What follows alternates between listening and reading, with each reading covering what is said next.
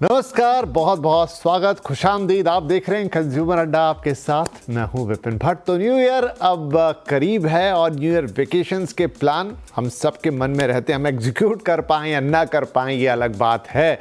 बहुतों ने प्लान कर लिया होगा, हमने बहुत पहले ही एक शो कर दिया था आपको प्लान करवाने के लिए, लेकिन बहुत सारे ऐसे भी होंगे, हम जानते हैं डेफिनेटली, जिनकी प्लानिंग अभी तक नहीं हुई है, ना कोई बुकिंग हुई है, ना कोई जगह फाइनल हुई है, कैसे आएंगे कैसे जाएंगे कुछ नहीं पता, लेकिन मन में इच्छा बड़ी है कि भाई न्यू ईयर का वैकेशन भले ही छोटा हो लेकिन मनाया जाए, क्योंकि 3-4 दिन की छुट्टी तो जुगाड़ लेंगे या निकाल लेंगे। तो लास्ट मिनट प्लान, जी हाँ, बन सकता है। अच्छी बात यही है कि लास्ट मिनट प्लान भी बनाया जा सकता है और इसीलिए आज ये एपिसोड हम आपके लिए लेकर आए। राइट, तो अपने मेहमानों से इंट्रोड्यूस करा देता हूँ आपको और उन्हीं से हम जानेंगे कि भाई अगर अब तक कुछ नहीं हो पाया है तो क्या हो भी पाएगा, हो पाएगा तो कैसे हो पाएगा और क्या कर सकते हैं लास्ट मिनट प्लान में, आप कैसे कर सकते हैं, क्या बजट आएगा, कहाँ आएंगे जाएंगे, तमाम चीज़ें आज साथ आपसे डिस्कस करेंगे। हमारे साथ वॉवी डेज के सीईओ राघव चौधरी साहब जुड़ गए हैं, एबीएस टूर एंड ट्रैवल के पंकज मदान हैं और सोलो ट्रैवलर सुजॉय मित्रा हैं। इन तीनों से ही हम आपकी इस वैकेशन की प्लानिंग आज करवाएंगे, उनकी सलाह के साथ, उनकी मदद के साथ। तो राघव चौधरी साहब, क्या ये संभव भी है, आज हम ऑलमोस्ट हाफ ऑफ द दिसंबर पे आ गए हैं, ज़्यादा दिन बचे नहीं, बहुत सारी बुकिंग्स हम इस समय देखते ही हैं कि क्या स्थिति है देश में घूमने फिरने का, लोगों पे जो जुनून चढ़ा था कोरोना के बाद उतरा नहीं, अभी तक इन्हें सारी जगह पैक होती हैं, क्या गुंजाइश बनती भी है कि लास्ट मिनट प्लान बनाया जा सके?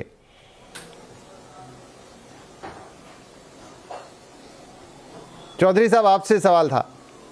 विपिन भाई नमस्कार जी। डेफिनेटली यस यस, एक्चुअली हम बीइंग ए टूर ऑपरेटर या टूर कंपनी या ट्रैवल कंपनी हम हमेशा सजेस्ट करते हैं, बाकी जैसे होंगे जैसे इंडिया में भी हमेशा एडवांस में बुक करें, पर लास्ट मिनट जो बुकिंग्स भी पॉसिबल है, बट लास्ट मिनट बुकिंग्स में क्या होगा, आपको ज्यादा देना पड़ेगा और आपका चॉइस का होटल या चॉइस का चीजें मिलना मुश्किल होगा।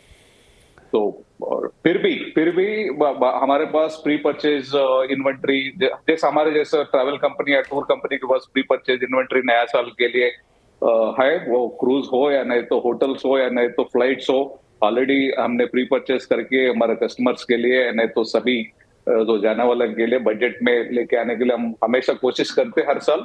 अभी इस साल भी पॉसिबल है डेफिनेटली। ओके, आप कह रहे हैं पॉसिबल है, लेकिन डेफिनेटली लास्ट मिनट जाएंगे थोड़ा तो महंगा पड़ता ही है। यहाँ पर सुजॉय, आप क्योंकि आप तो सोलो ट्रैवलर है, आप तो अकेले घूमते हैं, तो आपकी एक अलग अप्रोच होती है इन सारी चीज़ों को लेकर, क्या देर तो नहीं हो गई प्लान करने में? देखिए, जिनने अभी प्लान नहीं किया है उनके लिए कुछ अलग पॉकेट्स हैं। अब आप न्यू ईयर टाइम पे देखेंगे, सिटीज मैरिज डेट्स को छोड़ के आपका दिल्ली, गुड़गांव, मुंबई, इनके रेगुलर होटल्स के रेट कम हो रहे हैं और आसपास के जो पॉकेट्स हैं टूरिज्म वाले, वहाँ के रेट्स बढ़ेंगे। तो एक आप ऐसी जगह पे जा सकते। सेकंड, मैं हमेशा कहता हूँ इंडिया में अब डिजिटलाइजेशन का बहुत बड़ा फायदा है। आज आप देखिए, आपके क्रेडिट कार्ड के पॉइंट्स मैरियट में चेंज हो जाते, आप होटल का रेट चाहे 10,000 हो, चाहे वो बढ़ के 25,000 हुआ हो, आपके पॉइंट्स में अगर मैरियट का पॉइंट है तो 10,000 12,000 डिपेंडिंग अपॉन कैटेगरी आपको वो होटल मिलता है रहने के लिए। तो आप क्रेडिट कार्ड के पॉइंट्स आज आपके एयरलाइन में कन्वर्ट होते हैं, आज होटल्स में कन्वर्ट होते हैं। आज भी चाहे दिल्ली बॉम्बे का फ्लाइट 15,000 हो जाए, एयर इंडिया का पॉइंट्स है तो आपको वो 500-600 रुपए में ही मिलेगा और वो पॉइंट सीट मिलता है, वो लिमिटेड रहता है। बट आज ये जो डिजिटल ट्रांसफॉर्मेशन हुआ है कंट्री में कि आपके हर एक क्रेडिट कार्ड का पॉइंट्स एयरलाइन में चला जाता है, होटल्स में चला जाता है, एक इसका फायदा उठाइए।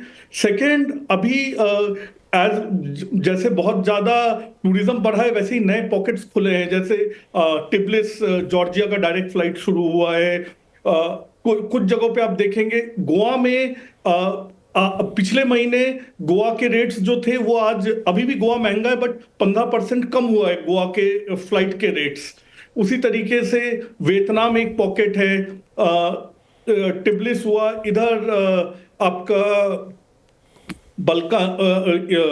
बल्कान रीजन्स हुए जो आपके टर्की से एक स्टॉप ज्यादा जाते हैं, जिनने अभी और मतलब जो उनका रेगुलर प्राइस है वही है, न्यू ईयर की वजह से 20-25% ज्यादा हायर कमांड नहीं किया। बट आपको बहुत ध्यान एक चीज का देना है, चाहे आप इंडिया में या बाहर, जैसे दुबई में कई होटल्स आपको सस्ते दिख रहे हैं, बट मैंडेटरी न्यू ईयर का सरचार्ज है, वो सरचार्ज 15-15 हजार रुपए, 20-20 हजार रुपए पर पर्सन है। गोवा के भी 5 स्टार्स में है, तो कोई रेट सस्ता दिख रहा है तो बुक करने से पहले उसकी पॉलिसी पढ़िए कि ऐसा तो नहीं कि मैंडेटरी न्यू ईयर सरचार्ज लगा हुआ है उस पर। ये तो आपने अंदर की बात बताई कि भाई इस तरह की चीज़ ज़रूर देख लीजिए कि पता चला रेट सस्ता है लेकिन न्यू ईयर सरचार्ज लगा तो फिर बात वहीं पहुंच जाएगी।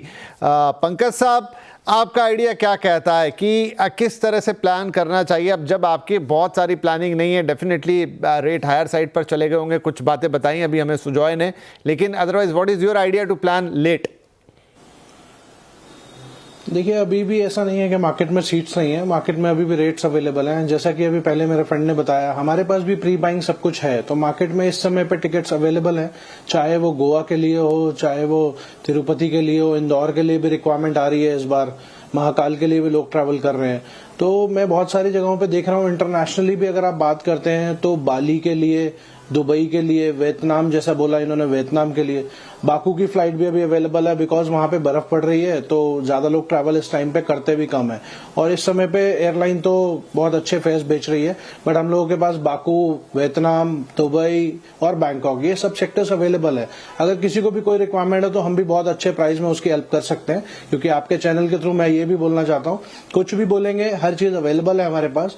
दिल्ली गोवा, दिल्ली या गोवा, किसी भी सेक्टर से आप इंडिया में ट्रैवल कर रहे हैं तो मेरे पास गोवा के टिकट्स हर सेक्टर से अवेलेबल है। जहां से भी डायरेक्ट फ्लाइट जाती है, हर सेक्टर से हमारे पास गोवा अवेलेबल है, तो आप कहीं से भी जा सकते हैं। होटल्स की बात करते हैं तो होटल भी हम लोगों के पास प्री परचेज होते हैं। तो सीएनबीसी के माध्यम से मैं बोलना चाहता हूं, किसी को भी कोई रिक्वायरमेंट है, हम आपके लिए बहुत अच्छे प्राइस में बहुत अच्छी चीज दे सकते हैं आपको। जी सर। राघव साहब, तो कैसे शुरुआत की जाए? मतलब आप कहां से शुरू करें अगर आप लेट प्लान कर रहे हैं? सबसे पहले आपको क्या देखना चाहिए? जैसा सुजय भाई ने हमेशा नया नया आइडियाज देते हैं और प्लान करने का एज ए ट्रैवलर सुझाव भी देते रहते हैं। जैसा सुजय भाई ने बताया था, कंपलसरी जो न्यू ईयर के टाइम में और क्रिसमस के टाइम में आपको एक दो तीन चीज पे देखना चाहिए, जैसा कि लाइक गला डिनर, ये मैंडेटरी कर लेते। गला डिनर हो, सरचार्जेस हो, या नहीं तो बहुत सारे जगह जैसे दुबई हो, मालदीव्स हो, ऐसा हर एक कंट्री में, हर एक सिटी में गला डिनर मैंडेटरी हो जाती है। आपको पता नहीं रहता, आप ऑनलाइन देख के बुक कर लेते हो, वहां पे जाने के बाद आपको सरचार्जेस या नहीं तो टूरिज्म दिरहम पे लेके, या नहीं तो कोई भी अलग चार्जेस लेंगे उनका डिमांड के हिसाब से। और प्लस गला डिनर जो मैंडेटरी होती है, वहां पे 1000 दिरहम्स होटल में होती है, आपको पता नहीं होता। इस चीज का पहले आप जानकारी लीजिए, ये होटल में सरचार्जेस हाई क्या ये टाइम पे, या नहीं तो ये होटल में जो ऑनलाइन में दिख रहा है, या नहीं तो आप जो प्राइस दे रहे हो, आप जो टूर ऑपरेटर कोई भी टूर दे रहा है उसके अलावा क्या चार्जेस है, आप जानकारी रिटर्न में लीजिए। और वहां पे गाला डिनर का जो चार्जेस, जो यही समय होता है होटल वाले को, नहीं तो हर किसी को जो डिमांड के हिसाब से उनका बिजनेस के लिए, तो वो आपका जानकारी रहना बहुत जरूरी है। और दूसरी बात जो मेरा फ्रेंड ने कह रहा था, ऐसा हर कोई सेक्टर है, अगर इस चीज के अलावा और कुछ आपका प्लान में इंश्योरेंस वगैरह, जो प्री परचेज में इंश्योरेंस भी ऐड कीजिए। अगर आपका प्लान कुछ कैंसिल भी होता, नहीं तो वही वहां पे जाने के बाद कुछ दिक्कत होता, आपका टोटल टूर पैकेज का रिकवर भी हो सकता है। जी, तो सुजॉय, देखिए 2-3 चीज़ें इन्वॉल्व हैं। एक तो आपका आना जाना, दूसरा आपका स्टे, तीसरा अब आप वहाँ कुछ करना भी चाहेंगे तो फ्लाइट्स को कैसे मैनेज करना है, बुकिंग्स को कैसे मैनेज करना है, और क्या ऐसे ट्रिप्स भी आप देख सकते हैं, ज़रूरी नहीं बहुत लंबा निकले, लेकिन जैसे मुंबई में लोग हैं तो उसके आसपास काफ़ी डेस्टिनेशन है, दिल्ली में लोग हैं उसके आसपास काफ़ी डेस्टिनेशन है, ऐसी बहुत सारे डेस्टिनेशन साउथ में रहने वालों के लिए भी हैं, नॉर्थ ईस्ट वालों के लिए भी, वेस्टर्न इंडिया वालों के लिए भी हैं। वो लोग क्या करें? देखिए, अब एक तो मैं मतलब जिनने हमेशा एडवांस बुकिंग करना चाहिए, अगर किसी ने नहीं किया, आज के दिन आज रात का मैं अभी आपके शो के लिए रिसर्च कर रहा था, मुंबई से भुज का फ्लाइट 23,000 है, और मुंबई से कोची या गोवा का फ्लाइट 8,000 है, 7,000 है। मतलब तो हमें वो पॉकेट्स देखना है जहां पे फ्लाइट्स अवेलेबल है या ट्रेन अवेलेबल है। दूसरा, आप थोड़ा और इंटीरियर पे जाइए, जैसे साउथ में अभी कोची हो गया, त्रिवेंद्रम हो गया, ये सब थोड़ा सा ज्यादा हाई प्राइस डिमांड हो जाता है, हाउस बोट्स डिमांड हो जाता है, क्योंकि ये लोग पहले से प्री बुक्ड है। आप अंदर पॉकेट्स पे जाइए, आप कन्नौर जाइए, सबसे ज्यादा बीचेस, मैं अभी एक से बात कर रहा था टूरिज्म में कि सबसे ज्यादा केरला में बीचेस कन्नौर में है। आप आसाम में जैसे काजीरंगा पार्क है उसके पास मजौली है, आप मजौली की तरफ जाइए। उत्तराखंड भरा हुआ है, ठीक है, इस समय वैली ऑफ फ्लावर्स की जगह पे औली में आइस स्कीइंग होता है। आप जोशीमठ के ऊपर औली की तरफ जाइए, आप इंटीरियर पिथौरागढ़ की तरफ जाइए जहां अभी थोड़ा ऑफ सीजन है बर्फ का, बट अभी उसका भी अपना अलग मजा है, जहां रेगुलर हिल स्टेशन अगर बढ़ते। नॉर्थ ईस्ट में बहुत सारे पॉकेट्स है, और अभी आप देखिए नॉर्थ ईस्ट को एटीआर, ये छोटे फ्लाइट से गवर्नमेंट ने बहुत अच्छी तरीके से कनेक्ट किया हुआ है। With in north east 45-45 minute पे अलग अलग डेस्टिनेशंस कनेक्टेड हैं। तो हमें इन जगहों पे थोड़ा सा रेगुलर सा हटके इन पॉकेट्स पे जाना चाहिए। ये भी अपने आप में बहुत खूबसूरत जगह है इंडिया एक्सप्लोर करने के लिए।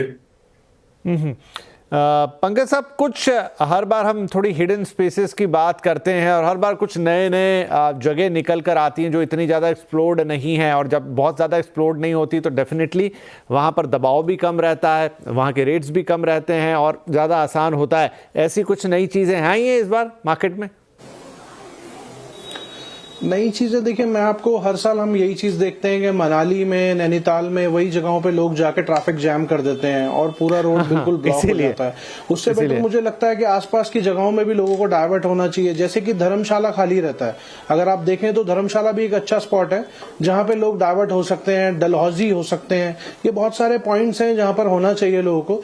जैसे कि नैनीताल के पास में मुक्तेश्वर है, जिम कॉर्बेट अभी खाली है, तो बहुत सारी जगहों पे अवेलेबिलिटी है। नई चीजें ये देखेंगे तो अगर आप मनाली के पास देखें, कसौल एक अच्छा स्टेशन चला है इस समय पे, कसौल भी जा सकते हैं उसमें।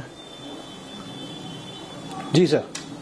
जी ठीक है, इसमें आप कुछ और राघव जी जोड़ना चाहेंगे? फिर हम सुजॉय से भी पूछते हैं, क्योंकि वो नए नए डेस्टिनेशंस के लोगों को भी तलाश बहुत रहती है।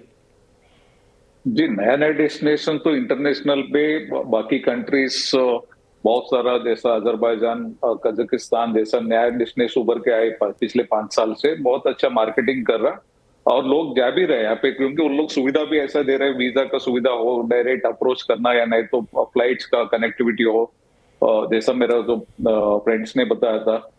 डोमेस्टिक में भी ऐसे कई सारे जगह है, जैसा कि आपने कहा वेस्टर्न मार्केट में अगर बात करेंगे तो गुजरात में सौराष्ट्र की तरह बहुत ब्यूटीफुल प्लेसेस और न्यू ईयर स्पेंड करने के लिए भी, और साउथ में भी लाइक आपका जो कूर्ग, चिकमंगलोर, ये सब बिजी रहता।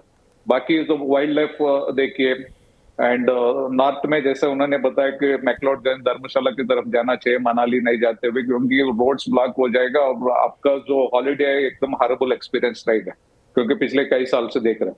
अभी से स्टार्ट हो गया ऑलरेडी न्यू ईयर का जो आपका माहौल है, अभी से स्टार्ट है। पिछले 2-3 दिन से हर एक एयरपोर्ट पैक है। जैसा आज न्यूज में मैं देख रहा था, पुणे के एयरपोर्ट जो पहली बार लार्जेस्ट 220 फ्लाइट्स ऑपरेट किया इन सिंगल डे, राइट, वैसा हर कोई एयरपोर्ट इंडिया से तो एकदम पैक्ड है। तो आप ये सब देख के, जहाँ पे पैक ना हो, जहाँ पे आपको सुविधा, होटल सब कुछ अच्छा मिले, वो सब देख के आप प्लान कीजिए। तो आपका जो नियरेस्ट टूर ऑपरेटर या नहीं तो ट्रैवल कंपनीज को अप्रोच कीजिए, एक लीजर एडवाइस लीजिए, क्योंकि आप जो स्पेंड कर रहे हो, लाखों रुपए आप स्पेंड करते हो एक टाइम पे, तो आपका पैसा का वैल्यू रहना चाहिए। और आप जिस हिसाब से आप टूर प्लान कर रहे हो, आप जो आपका माइंड में आपका अच्छा एंजॉय करने के लिए आपका फैमिली परिवार के साथ में, तो वो पर्पस सॉल्व होने के लिए एक लीजर एडवाइस लीजिए तो बेटर रहेगा। सुजॉय, आपके कुछ इसमें रहेंगे कुछ हिडन जेम्स? और आजकल हमने एक और चीज देखी है कि बहुत सारे गांवों में रूरल टूरिज्म हो गया है, मतलब दे आर सिंपल विलेजेस, लेकिन जिन्होंने कभी पहले देखे नहीं है, जो कभी मतलब विलेज लाइफ से रूबरू नहीं हुए हैं, उनके लिए वो एक नई चीज हो जाती है। आजकल अब यहाँ आप दिल्ली में पास में मानेसर में लग्जरी रिसोर्ट्स खुल गए जो रूरल टूरिज्म का एक्सपोजर दे रहे हैं एंड चार्जिंग, मतलब प्रीमियम चार्ज कर रहे हैं। बट हाँ, विलेजेस का अपना एक बिल्कुल मजा है जो अब वेस्ट बंगाल के अंदर, पंजाब के अंदर, वहाँ अभी तक अनफॉर्चुनेटली टूरिज्म वो ग्रो नहीं हुआ, जो कहीं ना कहीं लास्ट माइल टूरिज्म कनेक्टिविटी अगर हम कहें तो मतलब एज अ टूर ऑपरेटर्स भी हमें भी जाना चाहिए, प्लस थोड़ा बहुत टूरिज्म में गवर्नमेंट को भी प्रमोट करना चाहिए ये मतलब लास्ट माइल कनेक्टेड प्लेसेस। बाकी नए में अपना मैं एक एक्सपीरियंस शेयर करूंगा कि अभी नॉर्मल जगह काफी भरे हुए थे, तो मैं वर्ल्ड के सबसे 3 रिमोट आइलैंड्स में गया, नारू, किरिबाती और तुवालू, पैसिफिक आइलैंड्स में। कि नारू में लेस देन 100 टूरिस्ट जाते in a year and second smallest country है after Vietnam, after Vatican city in the world. अलग ही वहां पे एक शांति है, मतलब दूर दूर तक वहां ट्राइबल लोग रहते हैं, वो हम लोगों से कनेक्टेड नहीं है। पहली बार मैंने देखा handwritten boarding pass, Tuvalu में था, ऑस्ट्रेलिया या चाइना किसी ने प्रिंटर दिया था, छोटा सा आइलैंड है, उन पे प्रिंटर भी खराब हो गया, स्कैनर खराब था तो कोई सामान स्कैन नहीं हुआ, आप उस आइलैंड में हो। वहां पे जब हम लैंड करते हैं तो एक ऊपर एक छत टाइप बना हुआ है जहां लोग देखने आते हैं, जैसे जू में हम देखने जाते हैं वैसे वो फॉरेनर्स को देखने आते हैं, इतना रिमोट आइलैंड है।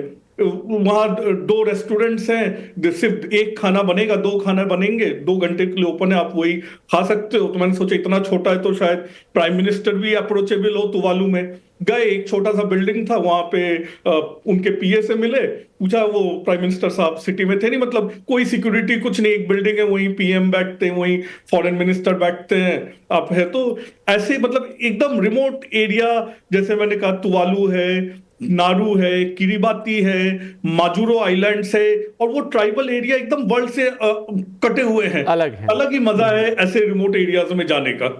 राइट, लेकिन उसमें जाने के लिए शायद आपकी जैसी एक्सपर्टीज भी लगेंगी सुजॉय, शायद हर किसी के जिसे कहते हैं ना कप ऑफ टी ना हो, लेकिन सुनने में इतना इंटरेस्टिंग लग रहा है तो जाने में डेफिनेटली बहुत इंटरेस्टिंग होगा। तो जो थोड़े एडवेंचरस ट्रैवलर्स हैं वो डेफिनेटली ट्राई कर सकते हैं, जो थोड़े रेगुलर ट्रैवलर नहीं है हम उन्हें नहीं सलाह देंगे, क्योंकि ये इसमें थोड़ी एक्सपर्टीज लगती है। अगर आपको घूमने फिरने का ज़्यादा अनुभव हो तो फिर आप ऐसी जगहों पर जा सकते हैं, लेकिन हाँ, एक्सप्लोर करने के तरीके वही हैं। छोटा ब्रेक के बाद थोड़ा हिसाब किताब भी लगाएंगे। अब सीएनबीसी आवाज़ पे कार्यक्रम देख रहे हैं तो बजट की बात कैसे ना हो, पैसे कितने खर्च होंगे। छोटा सा ब्रेक, बातचीत जारी रहेगी।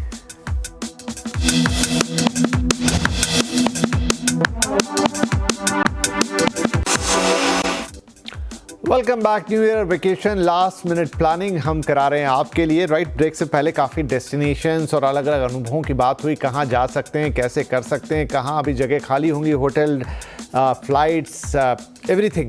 लेकिन अब थोड़ी पैसों की भी बात कर ली जाए तो राघव साहब, औसतन अगर एक फैमिली ऑफ 3 या 4 है तो किस तरीके से बजटिंग करनी चाहिए? वैसे तो देखिए उसका कोई अंत नहीं है, लेकिन फिर भी आप किस तरीके से बजट करेंगे, कैसे पैसों के हिसाब से प्लानिंग करेंगे?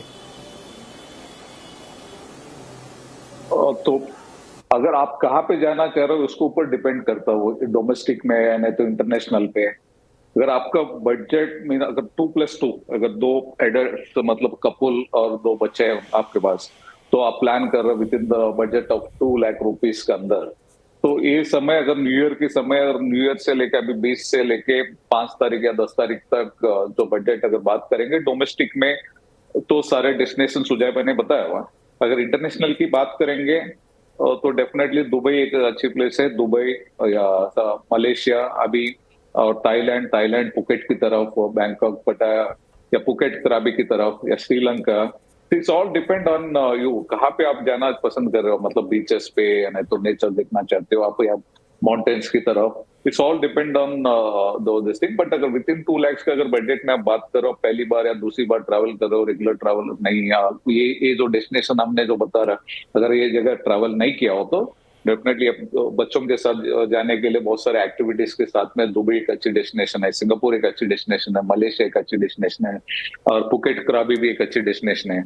All this destinations with in this 2 lakh के बजट में होगा, कनेक्टिविटी भी अच्छा रहेगा, और वो बच्चों के लिए और फैमिली के लिए भी बहुत सारे एक्टिविटीज रहेंगे लीजर के साथ में, तो ये जगह काफी अच्छी है। राइट, ठीक है। मदान साहब ये बताएं कि देखिए बहुत सारी चीज़ें रहती हैं, ट्रैवल की कॉस्ट है, ठहरने की कॉस्ट है, लीजर की कॉस्ट है, वहाँ पर आप शॉपिंग भी कर लेते हैं थोड़ी बहुत। कौन सा वो डिपार्टमेंट रहता है जिसमें आप थोड़ा अपना बजट मतलब कंस्ट्रेन कर सकते हैं? कुछ चीज़ों में तो मैं बोलूँगा कंप्रोमाइज़ नहीं करना चाहिए, लेकिन कहाँ पैसे बचा सकते हैं थोड़े? देखिए, पैसे तो टाइम पर बुकिंग कराने से ही बचते हैं, सबसे बड़े पैसे तो, क्योंकि ना ही आप शॉपिंग रोक सकते हैं ना कि वहां के एक्सपेंसेस रोक सकते हैं। जो एयर फेयर होता है वो आज की डेट में आपको एयर फेयर अच्छा मिल जाए, होटल के प्राइसेस अच्छे मिल जाए, सबसे बड़ा पैसा आप यहीं बचाते हैं।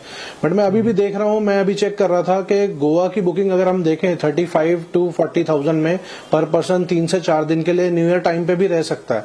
और अगर एक अच्छे टाइम पे, क्योंकि न्यू ईयर वहां का सबसे बेस्ट टाइम माना जाता है, अगर उस टाइम पे आपको 25-30 हजार वाला पैकेज 35 to 40,000 पर पर्सन में अभी भी मिल रहा है, तो मुझे नहीं लगता कि बहुत ज्यादा कॉस्ट अभी बढ़ी है। अभी आराम से लोग प्लान कर सकते हैं। अगले एक हफ्ते के अंदर मुझे लगता है 20 तारीख तक भी कोई न्यू ईयर प्लान करता है तो 35 to 40,000 में 4 स्टार प्रॉपर्टी के साथ 3 से 4 दिन वो आराम से गोवा में विद फ्लाइट स्टे करके आ सकता है। तो मुझे लगता है ये एक अच्छा ऑप्शन है। इंडिया में भी अगर आप बात करें तो दूसरा ऑप्शन मैं कश्मीर देख रहा था, जहां पे 35 से 40 हजार रुपए में आप कश्मीर भी कवर करके आ सकते हैं 4 नाइट 5 डेज के लिए। और मैं ये बाय एयर बोल रहा हूं दिल्ली वालों के लिए। तो दिल्ली से अगर एयर फेयर इंक्लूड करके 4 नाइट होटल के साथ में आपकी कॉस्टिंग 35 to 40,000 आ रही है, तो बहुत ज्यादा कॉस्टिंग अभी बढ़ी नहीं है। तो अभी आपके पास टाइम है, अभी आप अगले 2-4-5 दिन में प्लान करते हैं तो फेयर्स इतने ज्यादा नहीं हुए हैं कि अभी अफोर्ड ना किए जा सके, तो अभी आदमी आराम से ले सकता है उनको भी। चलिए, तो अपने एक्सपर्ट्स की बात सुन के तो हमें ये लग रहा है कि भाई अभी भी देर नहीं हुई। हम तो ये मान के शो कर रहे थे कि काफ़ी देर हो चुकी है और अब तो सब कुछ बहुत महंगा होगा, तो कैसे तो भी बस एक एडजस्टमेंट वाला, ताकि आप न्यू ईयर का फन जो है वो मिस ना करें, आपके मन में मलाल ना रह जाए। लेकिन अभी भी गुंजाइश बाकी है, ऐसा नहीं कि सब कुछ समाप्त हो गया है। तो आई थिंक इन सारी बातों का फ़ायदा उठाइए। प्लान नहीं किया है तो प्लान कीजिए, और किस तरीके से करना है, कैसे करना है, पैसे कितने लग सकते हैं, सारी बातें हमने कर दी। बहुत बहुत शुक्रिया आप तीनों ही मेहमानों का। आई होप कई लोगों की अब लास्ट मिनट प्लानिंग जो कि लटकी हुई थी कहीं ज़रूर पूरी हो जाएगी। धन्यवाद बहुत बहुत। नमस्कार।